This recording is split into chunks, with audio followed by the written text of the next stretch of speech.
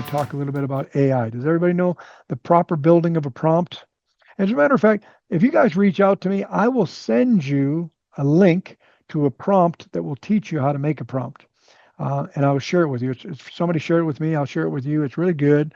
But even if you're doing there's 4 different levels of prompts, right? One is prompt on the fly. Most people know prompt on the fly. I go into ChatGPT and I say, I need, it's kind of like a glorified Google, right? Nothing wrong with that. It's very good.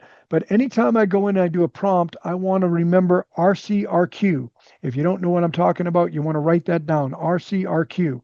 So R stands for role. You're going to tell Chat, you're going to tell Claude, you're going to tell Perplexity, you're going to tell Grok, you're going to tell them what their role is. You are a specialist at blank, and you've been doing it for 25 plus years, and you've helped thousands of people from all over the world successfully achieve blank. That's their role. Number 2 is C, which is context. Context. Here's the situation. I am currently a blank. I am currently doing this. I am currently trying to achieve this. I'm currently struggling with this. I am currently needing help with this. Whatever the context is, but you've got to teach it. And the deeper you go with that, the better response you're going to get. That's the context. The next R is what your request is. I want you to blank, whatever it is. Now, you might have already covered the request in the role and the context, but request is very important. So role, what the context is, what the request is, and then the next one is Q for questions.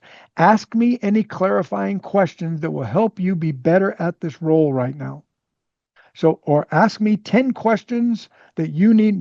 Now, if you make it 10, it's going to give you 10.